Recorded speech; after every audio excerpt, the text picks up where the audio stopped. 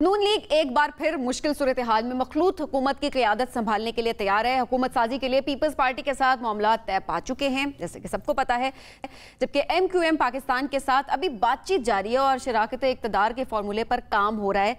फिलहाल बात बनती नजर नहीं आ रही MQM के साथ। मिनिस्ट्रीज के हवाले से वो कह रहे हैं 5-6 दें हमें और वो एक दे रहे 2। लेट्स सी, वो तो चाहेंगे कम से कम दे, लेकिन लेट्स सी क्या होता है। लेकिन अगर अभी नेगोशिएशन हो रही है, चल रही है। लेकिन हालिया PTM हुकूमत की हम कारकर्दगी को देखते हुए नए बनने वाले हुकूमती सेटअप की बात करें तो ज़रा खदशात इससे मुतालिक मौजूद हैं। इसकी परफॉर्मेंस, इसकी पायदारी, अभी से शकों को शुबहात का इजहार किया जा रहा है। इस पर मजीद बात करेंगे। हमें ज्वाइन करें PMLN के सीनियर रहनुमा जावेद साहब। बहुत शुक्रिया, आपने वक्त दिया।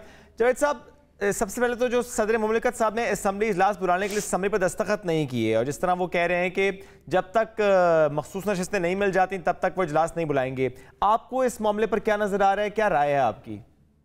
बदकिस्मती है कि आइनी ओहदों पे वो लोग आ गए जिनको ना आइन कानून की पासदारी है, ना उनको उस आइनी ओहदे के तकद्दस का अंदाज़ा है।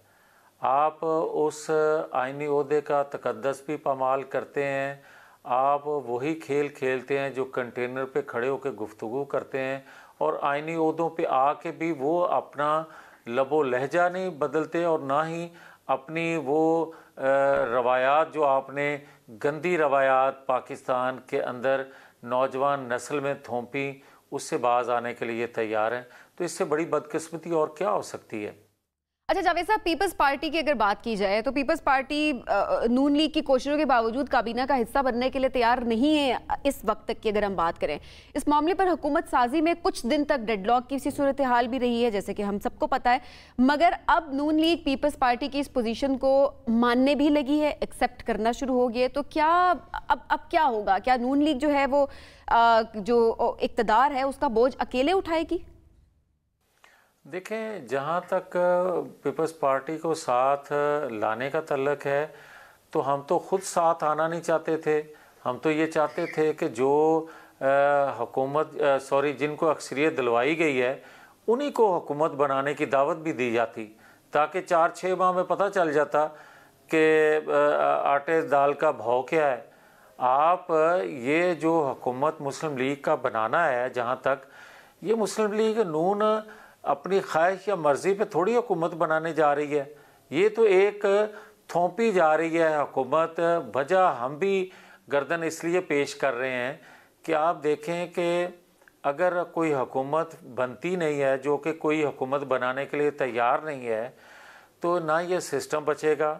और फिर आप मालियाती इदारों में अगले दिनों में जो उनके साथ नेगोशिएट करने वाले हैं, जो अगले दिनों में आप मुआहदे करेंगे, वो इतनी कड़ी शराइत पे मबनी होंगे। अगर कोई सिस्टम नहीं होगा, अगर कोई हुकूमत नहीं होगी, तो उससे आवाम की जो चीखें आज गैस के बिल आए हैं तो उस पर निकल रही हैं, कल को बिजली के, पेट्रोल के और दीगर चीज़ों की कीमतें बढ़ेंगी, तो उससे जो आवाम का हाल होगा।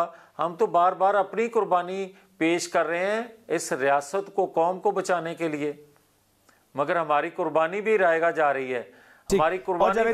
जावेद साहब, इसमें हम ये देख रहे हैं कि आज चूंकि बड़ा अहम दिन है पंजाब असम्बली के लिए भी, सिंध असम्बली के लिए भी आज इंतखाब बना वज़ीर आला का। अब ऐसे में जो माजी में हमने देखा, मैं बल्कि माजी करीब की बात करूँ 2-3 रोज़ पहले, जिस तरह हम देख रहे हैं कि जिस तरह का मामला रहा वो ऐवान के अंदर भी और ऐवान के बाहर भी। अब ऐसे में सुन्नी इत्तेहाद काउंसिल है PTI, जिसकी भी आप बात कर लें, उनकी तरफ से क्या रवैया आपको नज़र आ रहा है? एक अपोजिशन नज़र आ रही है या क्या आपको लगता है कि वो सिस्टम को मुतासर करेंगे? ये बात आपने दुरुस्त कही है। टफ टाइम देना और बात होती है, सिस्टम को ब्रेक करना, सिस्टम को ना चलने देना, ये दूसरा ख्वाहिश या कोशिश होती है जो वो कर रहे हैं। आप मुझे ये बताएं कि किसी एजेंडे, किसी इशू के बगैर आप हल्लड़बाजी करते हैं तो उसको टफ टाइम देना नहीं कहते, उसको ये कहते हैं कि आप किसी तौर पर भी इस सिस्टम पे यकीन नहीं रखते कि अगर मैं नहीं तो फिर कुछ भी नहीं। जिस तरह आपने देखा कि अगर आप 1.5 साल पहले जिस तरह IMF को ख़त लिखा गया था और इजहार किया गया था, उस वक्त के जो वज़ीर ख़जाना है उसने कहा कि 2 सूबों की जो उस वक्त उनकी हुकूमत थी, उनके वज़ीर ख़जाना भी IMF को ख़त लिखें कि हम तावन नहीं करेंगे। वो रियासत के ख़िलाफ़ था, वो उस वक्त की वफाकी हुकूमत, निगरान हुकूमत से पहले जो थी उसके लिए नहीं था। और आज भी जो वो इजहार कर रहे हैं कि हमने ख़त लिख दिया है मालियाती अदारे को, तो उसका नुकसान क्या जो हुकूमत बनने जा रही है उसको है या रियासत को है? रियासत को है। तो फिर आप ये देखें कि जो शख्स ये सोचे कि अगर मैं इक़्तिदार में हूँ तो पाकिस्तान हो, और खुदा न खास्ता मैं नहीं तो खुदा न खास्ता पाकिस्तान नहीं, ये सारी चीज़ें देख लें और उसके बाद फैसला किया जाए कि 9-10 मई के जो मुलज़म थे उनको छोड़ के, उनको उन पर फ़र्द जुर्म आयद ना करके, 9 माह गुजरने के बावजूद उनको सज़ा ना दे के जो नताइज आज सामने आ रहे हैं वो पूरी। जावेद साहब, पंजाब में मरियम नवाज को वज़ारत आला जो है मिलने की, उनको नामजद किया गया है, उनको मिलने जा रही है। आज वोटिंग भी है। आज वोटिंग भी है, जाहिर है। तो क्या हमजा शहबाज ने परफॉर्म नहीं किया था या मजीद कोई ऑप्शन ही नहीं थी नून लीग के पास? ये बात दुरुस्त है कि इसके अलावा कोई ऑप्शन जमात के पास मौजूद नहीं थी। इससे बेहतर डिलीवर करने वाला इन हालात में और कोई नाम नहीं था, और जितनी कमिटमेंट उन्होंने निभाई एक बदतरीन और ज़ालिमाना दौर में, उससे उनका जो तजर्बा और जो प्राइम मिनिस्टर नवाज शरीफ के साथ उन्होंने काम किया, वो तजर्बा सामने रखते हुए जो उन्होंने उस वक्त डिलीवर किया, आज इनसे बेहतर और डिलीवर करने वाला जमात के अंदर कोई मौजूद दूसरा नाम और जावेद साहब, नवाज शरीफ साहब इलेक्शन से पहले अखबारों के हेडलाइन बन जाते हैं कि पाकिस्तान को नवाज दो, इलेक्शन के बाद विक्ट्री स्पीच कर देते हैं लेकिन फिर गायब हो जाते हैं। आप सिर्फ तस्वीरें नजर आ रही हैं, चाहे पंजाब का ऐवान ही क्यों ना हो, यानी मंजर से गायब हैं, तो क्या सिर्फ तस्वीरों में, हेडलाइंस में नजर आएंगे? जो बंदा दिलों पर राज करता हो वो तस्वीरों का मुताज नहीं होता। ये एक वहाँ लेके जाने का मकसद तस्वीरों को ये था कि आप जिसके नाम पे मुंतखब हो के आए हैं उसकी जीत को जब आप मशकूक करते हैं, जिनके नाम पे मैं जीतता हूँ मैं तो जीत जाऊँ, और जिनके नाम पे मैं वोट ले रहा हूँ उसको हरवा दिया जाए या उसकी जीत को मशकूक किया जाए, तो फिर ऐसे काम करने की जरूरत पेश आती है। घड़ी चोर के नारे, वही रवायती सियासत क्यों? फिर आप मुझे ये बताएं कि मुझे आप डाकू कहें, चोर कहें, सिसिलियन माफिया कहें, आप मुझे सब कुछ कहते जाएं और मैं फूल पेश करूंगा। ये तो अदालती मामला है ना सर, फिर क्या वजह है कि मामला अदालत के बजाय दूसरे फोरम्स पर उठाए जा रहे हैं?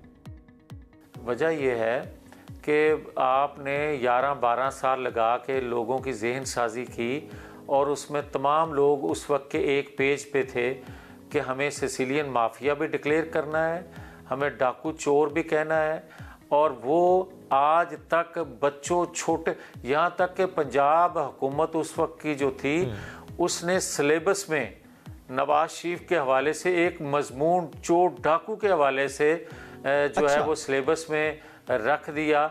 अब आप मुझे ये बताएं कि एक बेगुनाह शख्स को जिसकी कोई चीज़ साबित भी ना हो तो उसको आप डाकू चोर बना दें, और जिसने सब कुछ लूट लिया हो उसको घड़ी चोर भी ना कोई कहे, कैसे? मैं फिर कहूंगा सर ये मामला अदालत के हैं। अच्छा सर, अब एमक्यूएम की बात कर लेते हैं।